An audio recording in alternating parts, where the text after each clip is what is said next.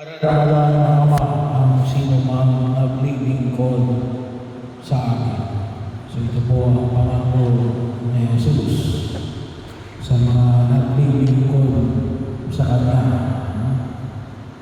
Hindi lamang sa Kanyang mga alagad, ngunit sa sino mang sumusunod sa yapak ng ating Panginoong Jesucristo.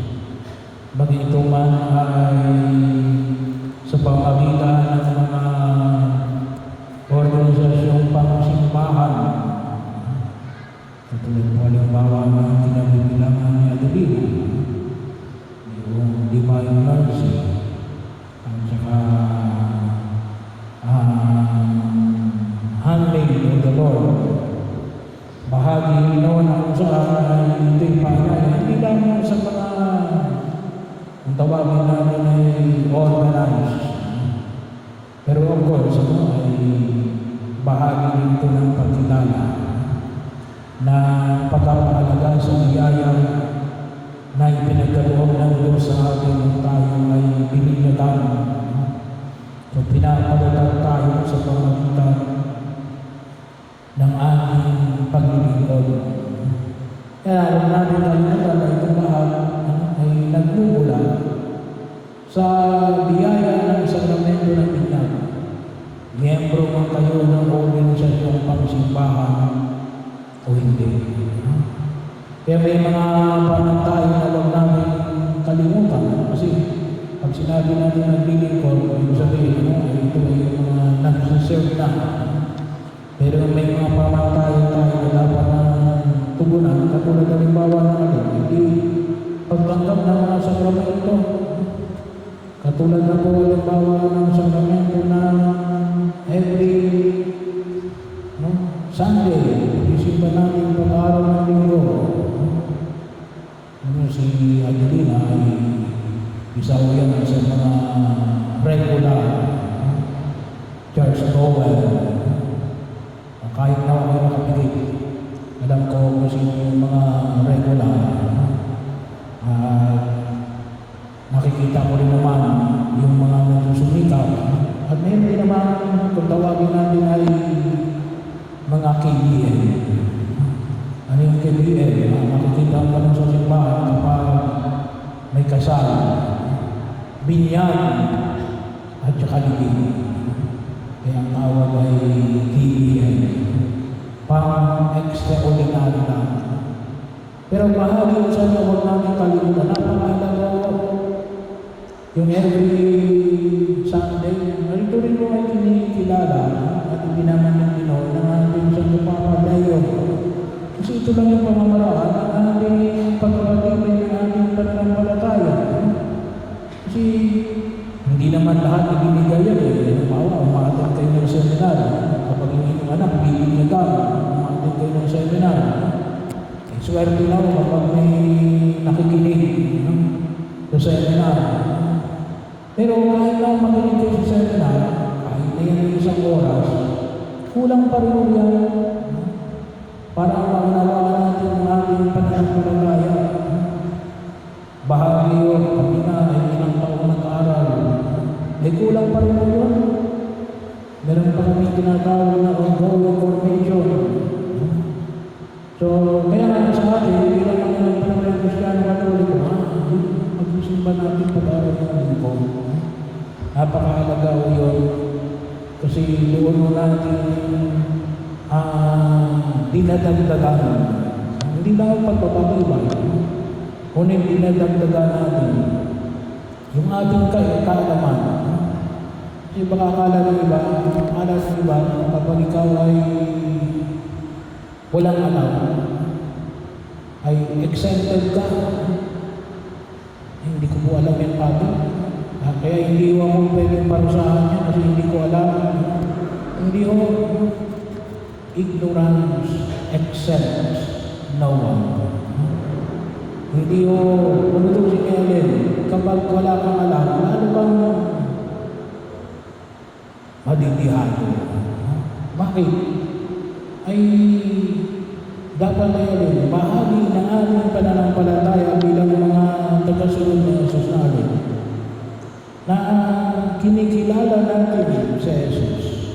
kinikilala natin yung ating pananampalataya, kinikilala natin kung paano ba tayo makatugon sa kanyang panawagan. At ito yung isang mahalagang makita ko na kahit malaman, alam niyo sa loob ng isang oras naman tayo nagtitipon kapag araw ng linggo. Swerte na ho ninyo kung magkaroon ng 15 minutes yung homilia ay hindi naman kalimitan umaabot ng 15 minutes. Bahagi yun, maiksi lamang.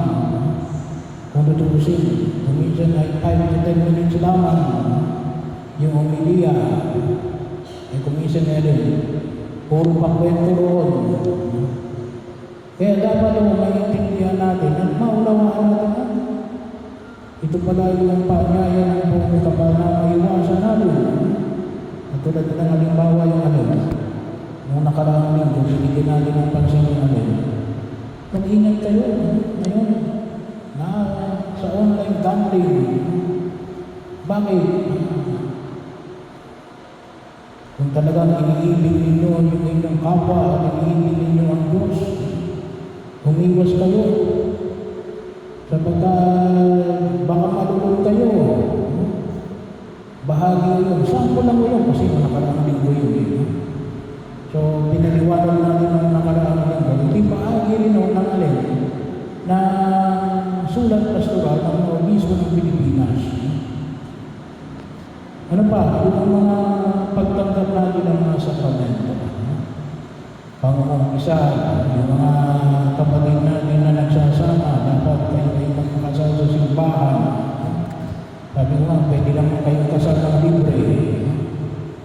Kung gusto ninyo ng pag-aaral, hindi kapag kayo ay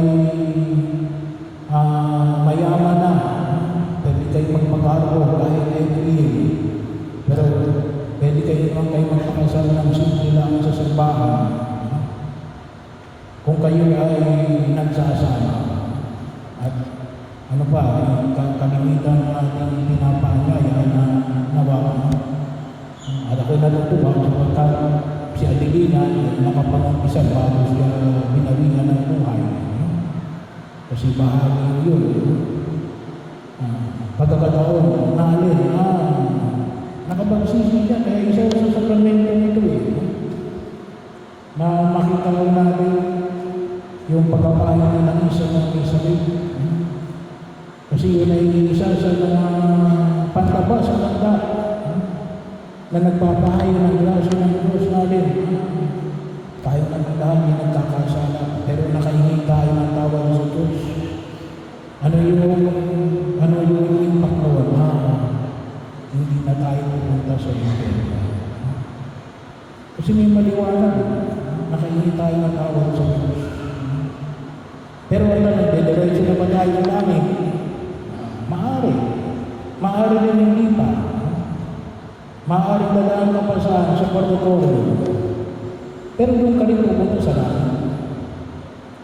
Bakit maaari hindi pa? Hindi pa ikaw ay may hindi pa naibibigay, may hihingi na katarungan. Baka may ikaw ay may utang pa na hindi mo pa nababayaran. Hindi, pinatawad naman ng Diyos. Pinatawad ko naman ng Diyos. Pero hindi na ang lugar na wala ng katarungan. Bahagi mo yun. Kinakailangan natin ibigay na hinihingi ng katarungan. Yung dating tawag natin din bayad puri. Kaya lang ayaw mo gamitin yung salitang bayad puri. Mas gusto kong gamitin yung salita pagbibigay ng hinihingi ng katarungan. Kasi bahagi yun. Halimbawa, kayo pareho kayo ng isa. Yung isa nakamatay ng tao. Ikaw hindi ka naman nakamatay ng tao. Sabi kayo pupunta sa langit? Aba, hindi. Bakit? Yung nakamatay ng tao ng isang ito hindi niya naman naibigay yung hinihingi ng katarungan kasi ay nabubuhay. Ay, pareho naman sila humingi ng tawad sa Diyos. Tama. Pareho sila humingi ng tawad sa Diyos. sakay na pupunta sa langit. Bakit? Kinakailangan ng ibigay ng hinihingi ng katarungan. Napakahalaga po yung aspeto ng pagbibigay ng hinihingi ng katarungan.